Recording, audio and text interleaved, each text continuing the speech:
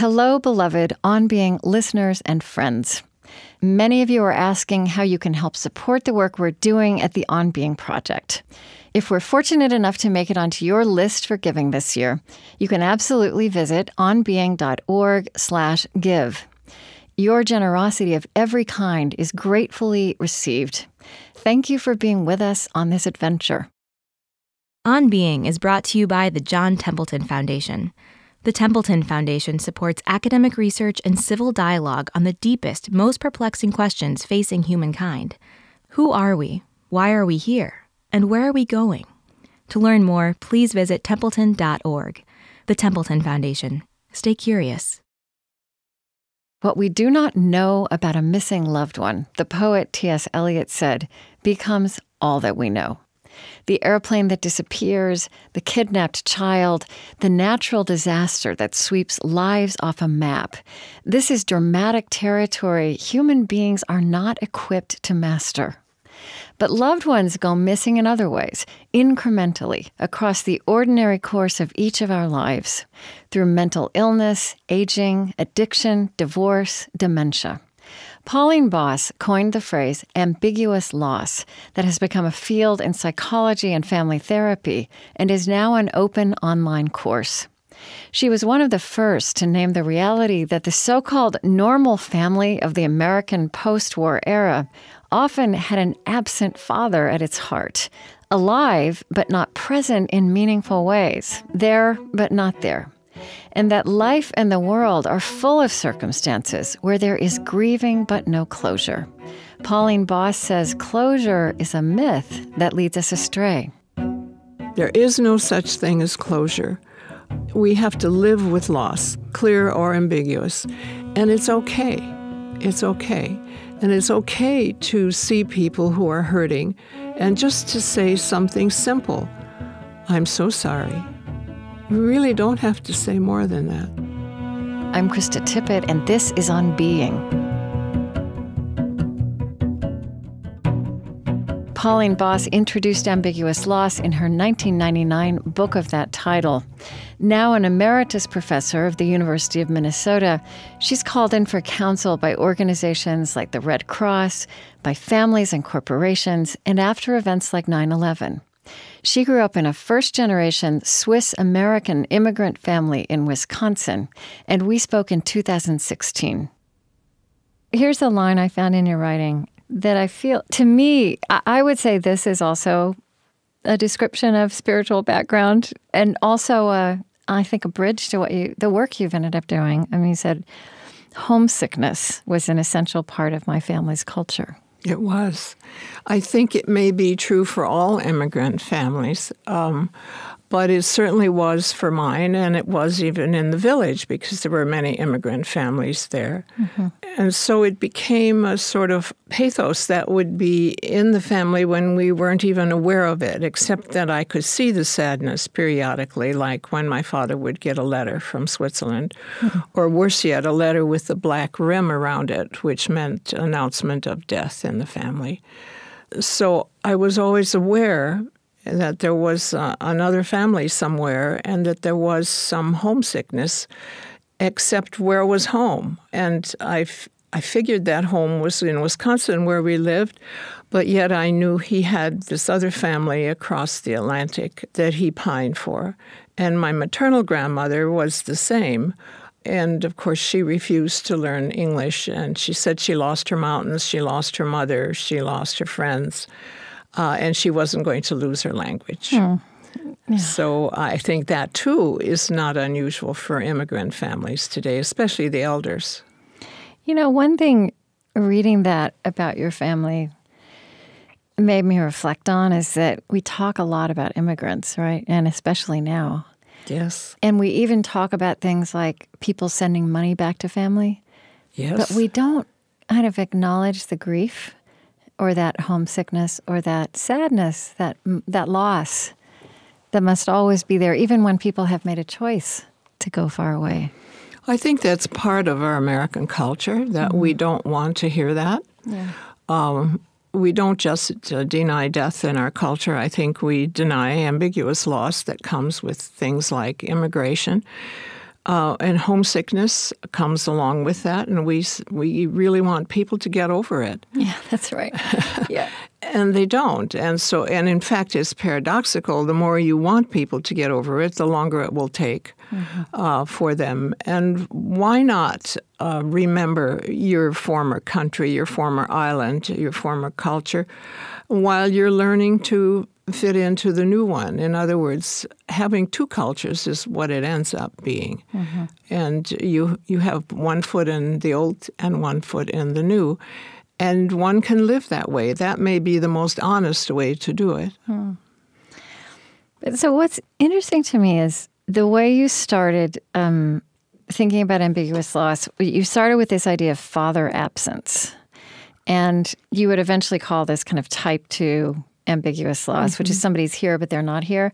I mean, we'll talk some more about these different forms of ambiguous loss. And I think especially this one, the type 1 ambiguous loss that eventually became the other kind of foundation of the field is, I also very much like the stuff of news headlines. And so if there's this type of ambiguous loss, which is physical presence and psychological absence, which would also be dementia, right? Or kind of mental illness where people incrementally disappear.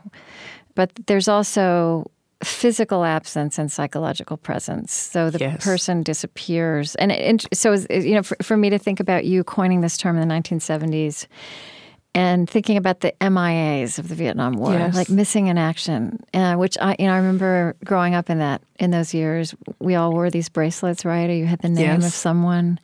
And I think as a child, being aware of how completely traumatizing that was, but probably not understanding that trauma, it's in these kinds of great disasters that you've been called in, where you've been called in to help people with the Red Cross, like the tsunami, where people get swept away. I didn't intend that. Yeah. You mean when you started out? Not at all. Yeah. I'm really not I'm not a first responder. I'm not even brave, and I'm not good in the field. Yeah.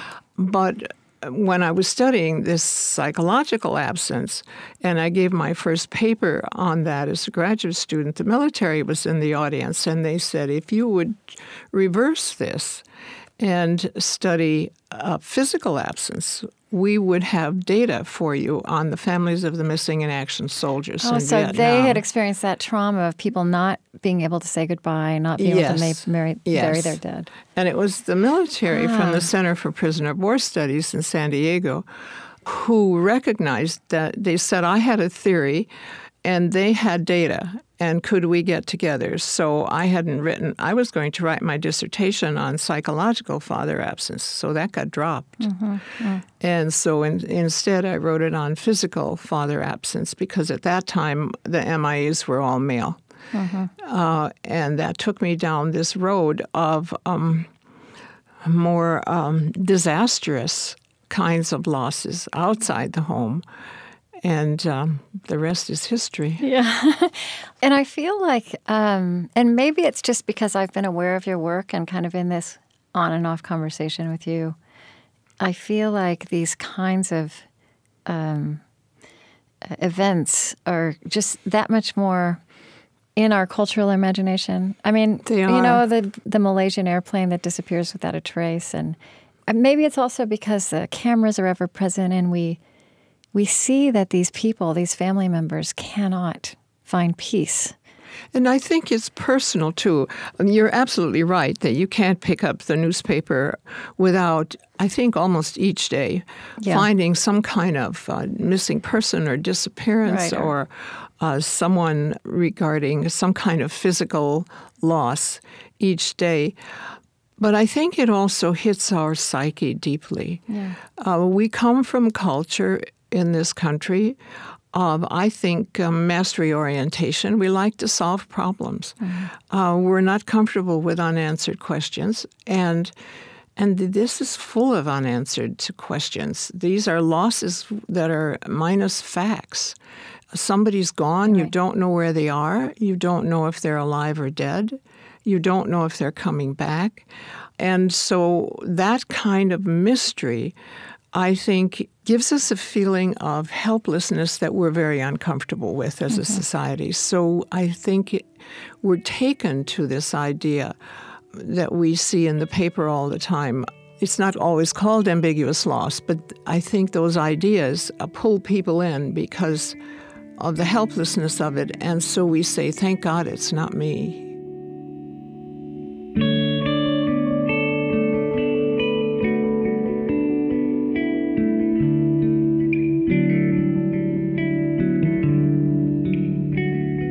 I'm Krista Tippett, and this is On Being. Today I'm with ambiguous loss expert and family therapist Pauline Boss.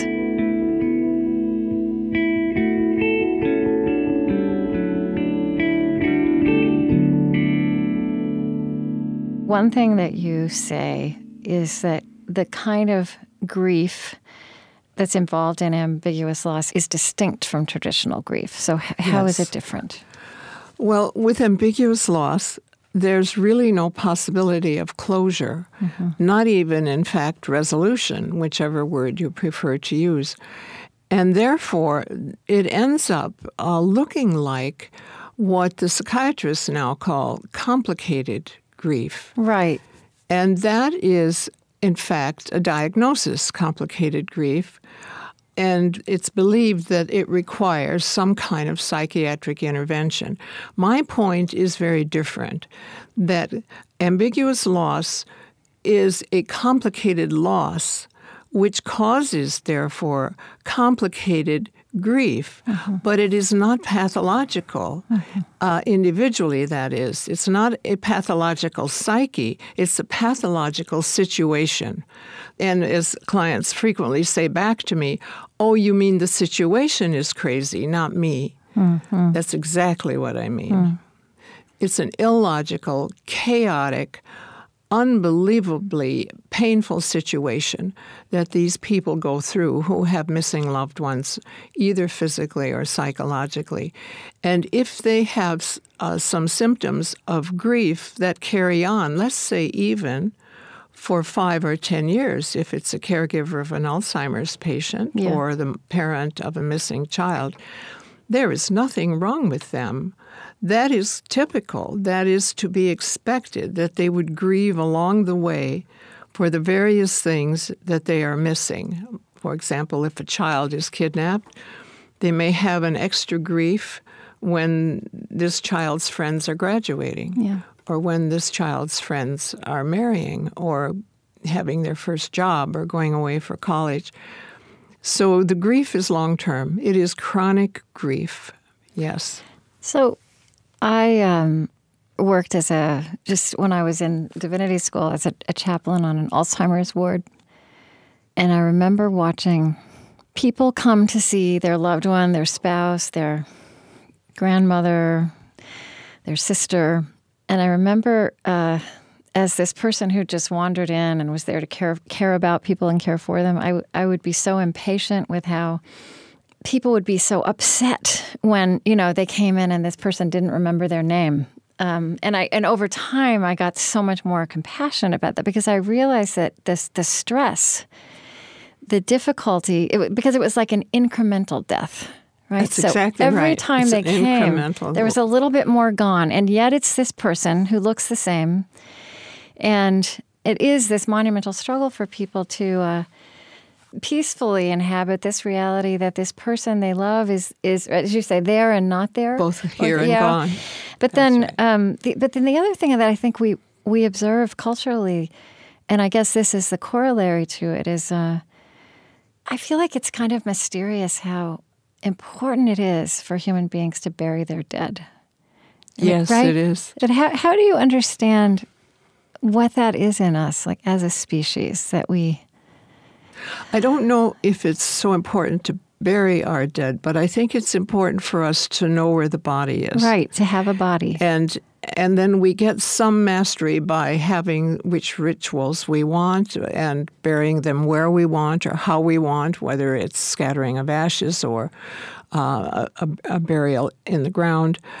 I think that's very important. We need some control when we lose someone like that. But I think it's also has to do with attachment. People want to come back to touch base with where this body is or where the symbol of this body is. People of the missing, of course, come back to the memorials, like the 9/11 memorial or the ones in Japan after tsunami or wherever around the world, Holocaust memorials. That those touch those places, those ones, those that need in us. They're helpful in place of a burial site. So people who don't know where their loved ones are really, really need memorials. They play a very great function in our psychological well-being. It's from you that I've learned that, to the extent that we have a cultural vocabulary of grief, it was very much formed by Elizabeth Kubler-Ross and her delineating the 5 stages of grief in 1969: denial, anger, bargaining, depression, and acceptance. It's from you I've learned that, in fact, she never meant for those stages of grief to be understood, to be taken on the way we've taken them on, which is that when we encounter any grieving person or any person's loss, even the more traditional forms of loss, we think that's kind of a prescription for what they go through, and then they get to the end. That's part, again, of a culture of mastery, a culture of problem solving and wanting to move on with things. Elizabeth Kubler-Ross found those 5 stages to be relevant to people who are dying, who are fading into death. Not someone who's at the loss end of that death. No, she did not mean that for the family members, but in fact, it blurred over into that, and I don't know if that was her, or I think it was more so her followers. Today, the new research in grief and loss does not recommend linear stages. We like linear stages, though, as the news media really likes it, because, in fact, it has an ending. It has a finite end. If you start with stage 1 and you move on to stage 5, you'll finally get to acceptance. You're done. You're no longer grieving. Well, we now know that that is not true, and that human beings live with grief, and, in fact, are able to live with grief. They don't have to get over it. They don't obsess with it 5 years down the road, but they occasionally remember and are sad or go to the grave or have some thoughts about the person who died. And this is normal. So we now know that living with grief is more oscillations of up and down, and those ups and downs get farther apart over time, but they never completely go away, the downs, of feeling blue, of feeling sad. And in order to understand this, though, we have to make a difference between depression and sadness. Right. And so far, that hasn't been made. Right. Depression is an illness that requires a medical intervention. It's the minority of people who have depression. And yet, with the ambiguous loss of, let's say, Alzheimer's disease and 50 some other dementias, caregivers are said to be depressed. Most of the caregivers I have met and studied and treated are not depressed. They're sad. They're grieving. And this should be normalized. And sadness is treated with human connection. So one of the things that you say, and this makes so much sense, but it's the kind of thing that makes sense. We have to say it, that people can't cope with the problem until they know what the problem is. Yes. You've said with ambiguous loss that once people have a name for it, just that the stress level goes down a bit. Yes, I learned that by doing it the first time, and that is when you say to people, for example, after 9/11, we were working with the families of the workers who cleaned the trade towers and ran the elevators and ran the air conditioning and the windows on the World Restaurant. Many of them did not speak English, so we had to translate. And my beginning was this: what you're experiencing is ambiguous loss because your loved ones are still missing. It is the most difficult, most stressful loss there is, but it is not your fault. That's all I would say before the translators took over. Mm-hmm. And the people understood that and felt relieved. After a traumatic event, most people blame themselves. Even if it's a tornado, by the way, I've seen this. You mean they find ways to think that they were responsible for what happened? Exactly. Yeah. There was one woman after 9/11 who had a newborn, and she was blaming herself because she didn't wake her husband up early enough that morning. Mm. He had an alarm clock and it didn't go off. He was in the trade tower usually by 8 and out by 9. And on this day, he was late, and so he was in the trade tower when it went down. Right. She blamed herself as she was crying. She was at her wit's end. And about a year later, we would meet, by the way, every month or so. About a year later, I complimented her on how lovely her little boy was. He was standing up at that time, leaning on her leg, and she said to me, "Do you remember that story I told you about my husband oversleeping and that it was my fault?" I said, "Yes, I remember." And she said, "Well, he always set the alarm clock." Mm. And I realized that finally, and it wasn't my fault. He just wanted another hour to be with us. Now, that's the transformation we're after with ambiguous loss, where she is no longer blaming herself, and she has a meaning that she can live with the rest of her life without too much stress. You've used this,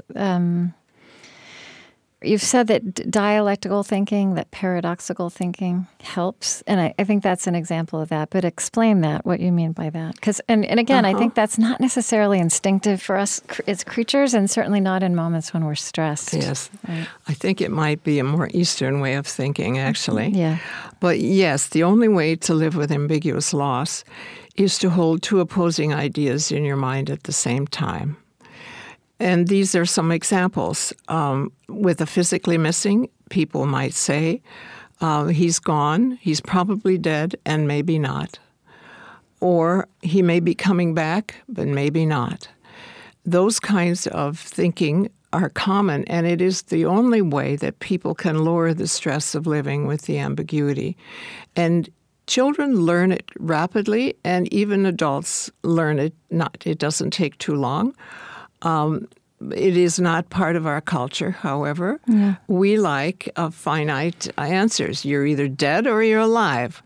You're either here or you're gone. And let's say you have somebody with dementia or a child with autism, and they're there, but they're not always there.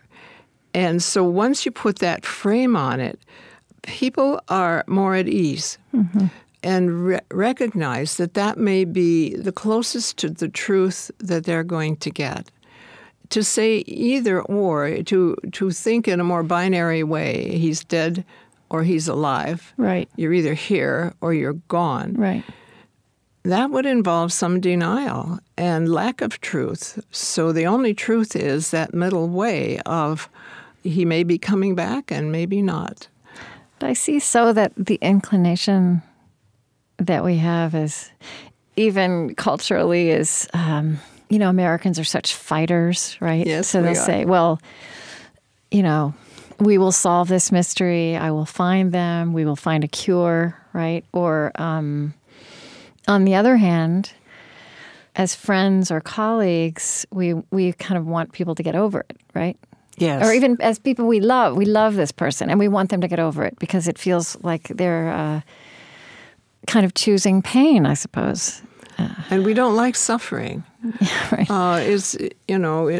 It's a more Eastern idea that suffering is part of life.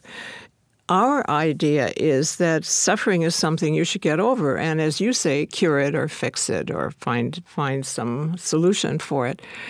The fact of the matter is, that's a good thing, by the way. It is probably what has made our society great and has made technology so wonderful, and cures for diseases and so on. So I don't want to put that down at all.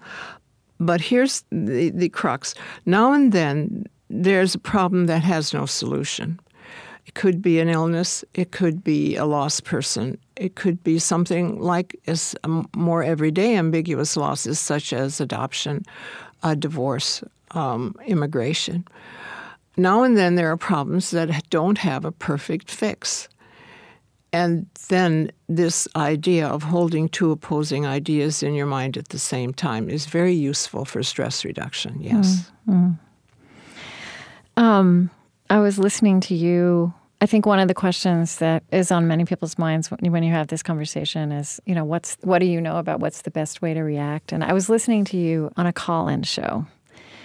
And people would call in, and everybody had such a unique story, right? And I remember, a woman whose brother, I think, went hiking and just never came back. And it was a wilderness area, and they never found his body. And it was, a decade ago. And I listened to you, listening to her, and the question you asked was, and how long has it been? And it was 10 years, 14 years. I think that might be a question that in kind of normal interactions, one might be embarrassed to ask or feel like that would take them back or something. So you asked that, and she answered it, and then you just said, "I am so sorry." Mm-hmm. I remember that. Yeah. There's really nothing else to say. And I think we could help each other in society to learn how to speak to people who have missing loved ones. I think it's perfectly good to ask them, how long has it been? Mm-hmm. Because they want to tell you how long it's been. And sometimes it's been decades. Mm-hmm. And for example, with the Holocaust and slavery, shall we go back? And Civil War, and with the Native Americans, and any genocide throughout the world, it can be 100 years, and they still remember it. And so it's okay to say, how long has it been? And then to say probably the only honest thing you can say, if you feel it, and that is, I'm sorry. Mm-hmm. We can't fix it, you see. Right. We can't fix it.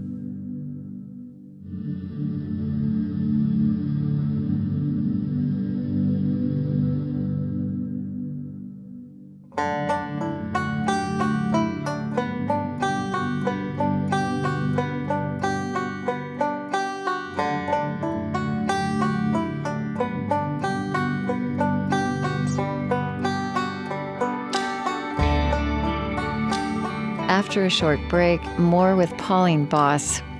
We're putting all kinds of great extras into our podcast feed, poetry, music, and a new feature, Living the Questions. You can get it all as soon as it's released when you subscribe to On Being wherever podcasts are found. Support for On Being with Krista Tippett comes from the Fetzer Institute, helping build the spiritual foundation for a loving world. Fetzer envisions a world that embraces love as a guiding principle and animating force for our lives. A powerful love that helps us live in sacred relationship with ourselves, others, and the natural world. Learn more by visiting Fetzer.org.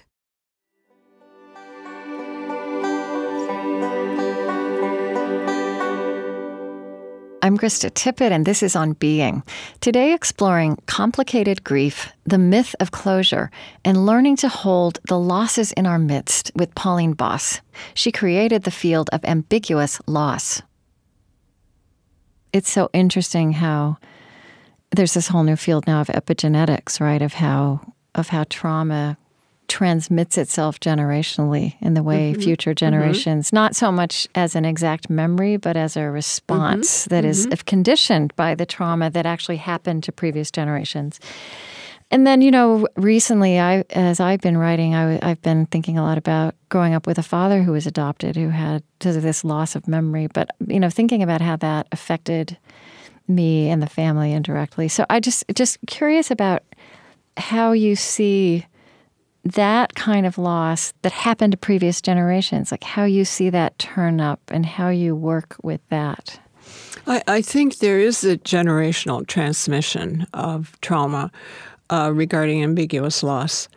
Drew Gilpin Faust wrote the book, The Republic of Suffering. The president of Harvard, right? She's the president of Harvard. But was she a psychologist originally? No, she's a historian. Historian, okay, right. And she makes the point that our republic, our country, was founded on unresolved loss because of the Civil War and all the tragedy that happened there, and that many of these bodies never came home and so on. So it was not really resolved in the usual way. And as a result, our republic is founded on suffering. And I think she pretty much leaves it there. But I would carry it further by saying it wasn't just the Civil War. It was slavery. It was the uprooting of the American Indians. It was all the immigrants that have come since then. And every genocide that has happened worldwide creates a society of suffering that is ancestral suffering, that passes down through family patterns and family processes. Sometimes we don't even know. After the Holocaust, for example, the first generation didn't speak of it. Right. Many times the traumatized first generation doesn't speak of it. The soldiers are that way too. Then the second generation wonders why and are angry at their parents. And it may be the third generation, the grandchildren, who finally get the answer. But at any rate... Of what happened. Yeah. And why Grandpa is the way he is, or why Grandma is the way she is. And so the story finally comes out, perhaps because the grandparent is now approaching old age and thinks they better share the story while they still can. Yeah. Even when the stories aren't told, however, there's a transmission of the trauma by, let's say, having a parent who is not expressive, a parent who doesn't speak much, a parent who can't show love or emotion, or a parent who may have been brutalized who then passes on the violence. So there's a lot we don't know about what happens when this is transmitted. And what we do need to know is that our society as a whole, not just families, but our society as a whole, I think, is afraid of talking about death and is afraid of talking about suffering and having people gone lost and grieving for a long time, primarily because of this transmission of trauma ancestrally. That we are a nation founded on unresolved grief. As a result, we don't like to talk about death, and we don't, for sure, like to talk about ambiguous loss. And one person you refer to often is Viktor Frankl, who wrote Man's Search for Meaning, which many people have read. And, of course, he was writing out of this example of horrific violence and loss and ambiguity, and yet insisting on acknowledging the horror of that, right? He did. Letting that be true forever, and also insisting that meaning can be found. Yes, and he was the one who said, without meaning there is no hope, but without hope there is no meaning. So he tied those together. What we know now is that the search for meaning is critical in situations of loss, clear or ambiguous, and in situations of trauma. This is very difficult. For example, if a child dies, or if a child commits suicide or is murdered, or if a loved one disappears at sea, it's nonsensical. But my point is that, too, is a meaning. The fact that it's meaningless is a meaning, and it always will be meaningless. Say some more. What do you mean? If something is nonsensical, totally without logic, without meaning, as many of these terrible events are, then I think we have to leave it there. But I think we have to label it as it's meaningless. And I can live with something meaningless, someone might say. But what I found is, as long as I have something else in my life that is meaningful. So the search for meaning remains. That stays vital, but you don't necessarily locate the meaning in that terrible thing. You have to find the meaning elsewhere in your life. And let that be good enough. Exactly. Good enough. I like that term, good enough, Krista. That's, in fact, I wrote a chapter on good enough.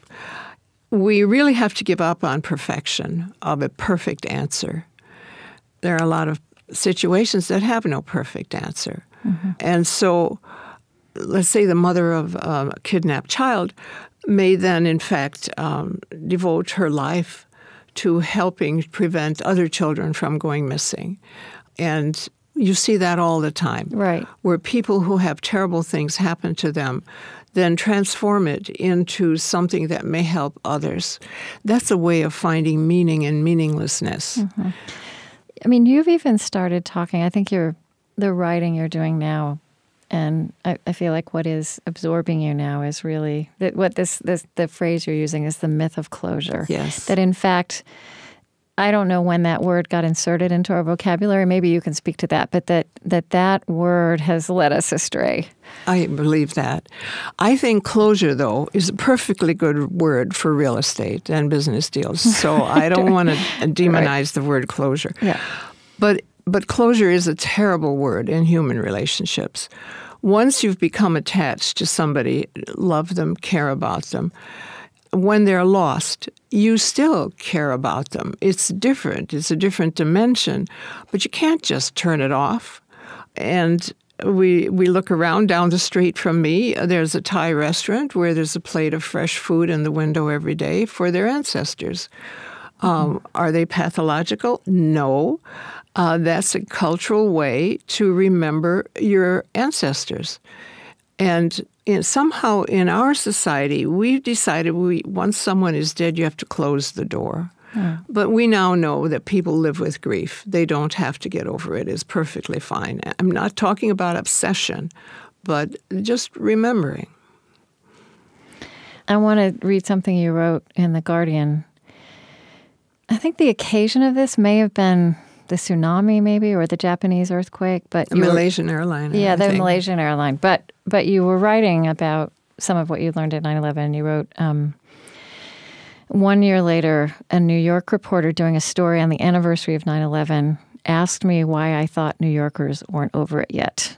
My answer, because you are trying to get over it. Yes. Paradoxically, as T.S. Eliot suggests, what we do not know about a missing loved one becomes all that we know.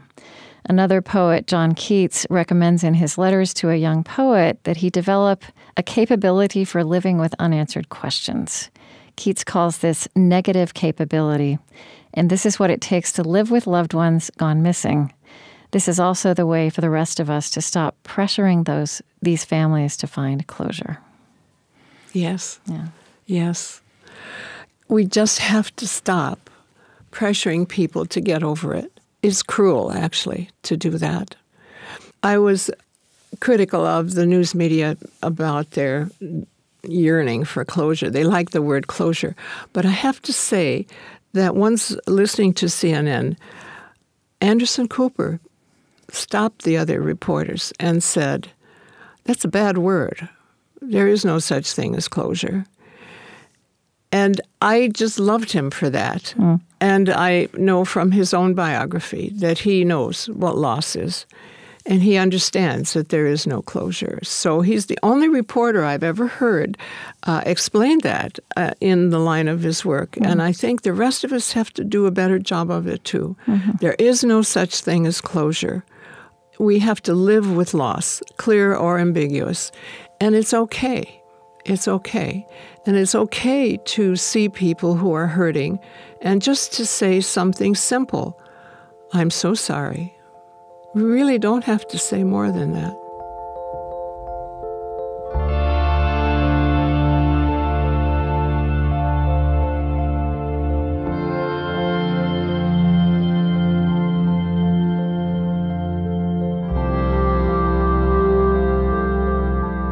I'm Krista Tippett, and this is On Being. Today I'm with ambiguous loss expert and family therapist Pauline Boss.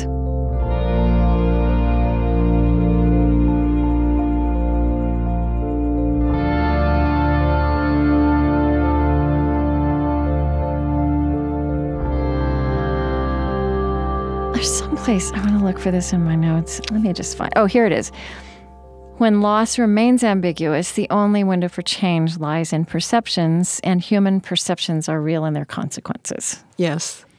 And the perception, when you have an ambiguous loss, perhaps any stressor event, how the person or the family as a whole perceives it varies a great deal, even in one neighborhood, but definitely across the globe, across cultures. And so in order for us to know how to help those families, we first have to figure out how they perceive it. Again, we're back to meaning, really. Mm-hmm. What is the meaning this has to you? And so, in fact, that is the first question I ask. What does this mean to you? Because until I know what this means to them, I have no idea about how to intervene. If I say, what does this mean to you? They may say, it's a punishment from God, or it's a punishment from my loved one. He's always been after me, or something like that. Then I know what their viewpoint is and can proceed that way. Or they may say, I always fail at everything. That's what this means. Mm-hmm. Then we know you proceed that way. Or a person might say, this is another challenge and I think I can manage it. This is another meaning. It was like the alarm clock story I told. Right. So perception matters very much, and it opens the window for how you would proceed toward resilience and strength. You also... I haven't found you writing about this exhaustively, but you mention it, that you went through a divorce. You were divorced from the father of your children, and that divorce is an ambiguous loss. And that really brings this down to earth because so many of us, that's an experience that is so common. Yes. And I have to say, I get it, but I also kind of want you to explain to me how it's an ambiguous loss. Well, obviously, it's not as dramatic as the disasters we are talking about, but it's more common every day. And that is, you are leaving someone, you have lost someone by the divorce certificate, but they're still here. So they're here but not here. Mm-hmm. And they're present and also absent at the same time. That's especially true when you co-parent children. And so divorce is a kind of human relationship that is ruptured, but not gone. When I was studying at the University of Wisconsin, the psychiatrist I was studying with, Carl Whitaker, said to us, there's no such thing as divorce. You can never get divorced. And at that time, we were just furious with him for saying that. But in fact, that's correct. Once you have had an attachment, you cannot cut it off entirely. It is part of your being. It is part of who you are. And as I say, if you're co-parenting children, you are physically interacting still. It's messy. It's in and out. Mm-hmm.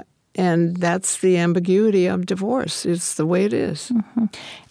And it is a grief. It's a loss, right? Even if you want it and it's the right thing and all of that. There's still a grief. And what struck me as I was thinking about this, thinking about interviewing you is, this is maybe another one of these areas where we could be kinder, where we could be better at, because I think when we talk about divorce or when we find out somebody's getting a divorce, I'm not sure that we treat it as we would a loss, or that we acknowledge that grief in the room. And sometimes I've made a mistake by saying I'm sorry, and they'll say, don't be. So here's where I prefer to use the line, what does that mean to you? So they can give you a clue as to where they are with the divorce. And some people these days will just say, well, we're just both fine, and we just decided to go our separate ways. And then somebody else may say, I'm devastated. Mm-hmm. So I think that question of what does this mean to you is a way to get a clue, and then to know how to proceed after that. Mm-hmm. This kind of follows on something you said a little while ago about that there is no such thing as closure. That when you have a loss or you have grief, it remains part of you in some way, and that's normal. And here's another way you said it, that keeping deceased loved ones in your heart and mind, like a sort of psychological family, can be rich in meaning, and it should not be branded as pathology. And you wrote this essay about the myth of closure, the problem with closure, with a colleague. Was she also a psychologist? No. Donna... Donna Carnes. She's a poet living in Madison, Wisconsin. All right. So that makes sense because her poetry, tell her story. She had a very kind of classic case of ambiguous loss. Jim Gray was a first computer scientist, Turing Award winner, a famous mentor of a lot of the people on the West Coast in the tech arena. He went sailing one Sunday and out of San Francisco Bay and has not been seen since. I worked with the family and in fact with Microsoft to have a tribute instead of a memorial. Jim Gray's wife is named Donna Carnes, and she is now back in Wisconsin, which was her family of origin home. And she has written some wonderful poems, I think, about her missing husband. And that is how she copes. And I wondered if you would read this one, which I think was the last one in that article. I have it here, Walk On, which just seemed to me, this felt like it captured a way to do this thing you talk about live with ambiguity and let the grief be part of you and let the loss be a loss and let life have meaning. So anyway. Donna Carnes wrote, "Walk on, you walk on still beside me, eyes shadowed in dusk. You're the lingering question at each day's end. I have to laugh at how open-ended you remain. Still with me after all these years of being lost. I carry you like my own personal time machine as I put on my lipstick, smile, and head out to the party." Yeah.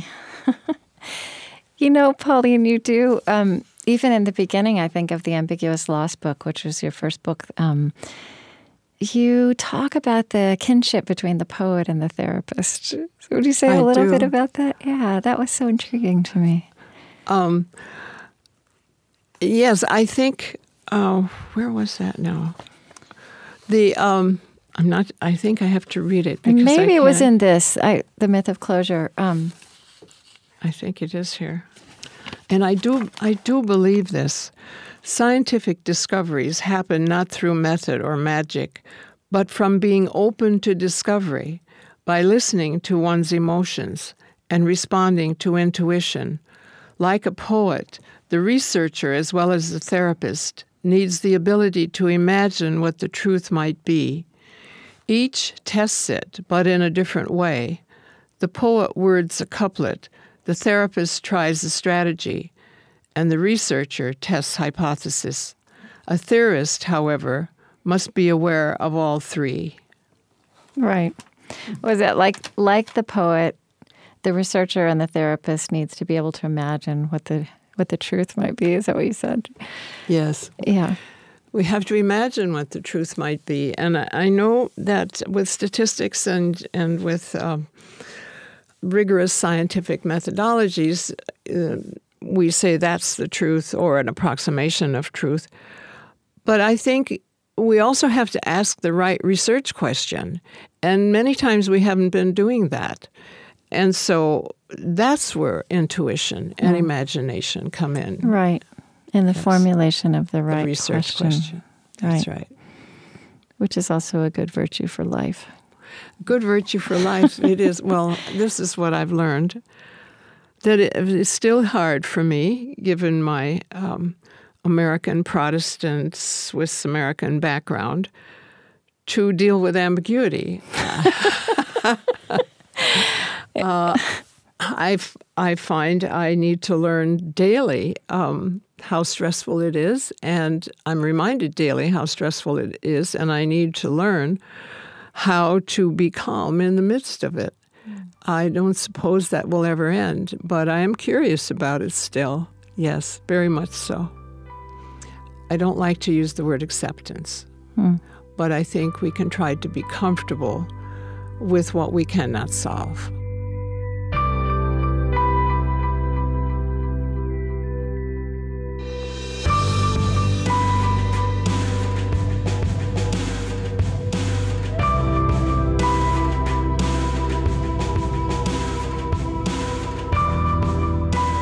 Pauline Boss is professor emeritus at the University of Minnesota. Her books include Loss, Trauma, and Resilience, Loving Someone Who Has Dementia, and Ambiguous Loss. She recently launched a global online course through the University of Minnesota called Ambiguous Loss, Its Meaning and Application. You can find that at ambiguousloss.com.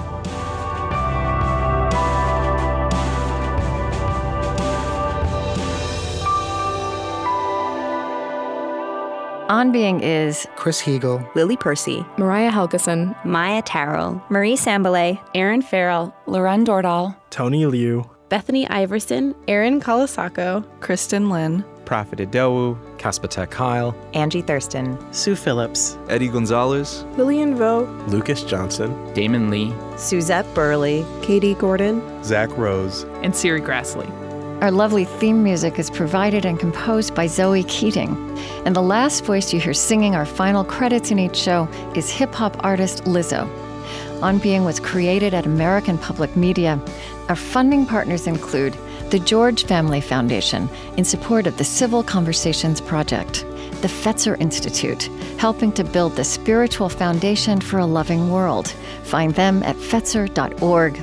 Calliopeia Foundation, working to create a future where universal spiritual values form the foundation of how we care for our common home.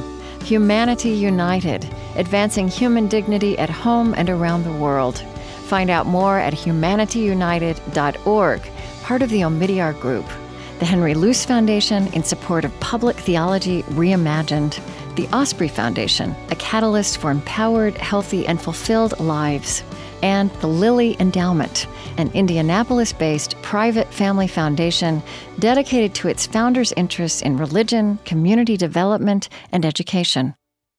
On Being is distributed by PRX, the Public Radio Exchange, and is a Krista Tippett public production.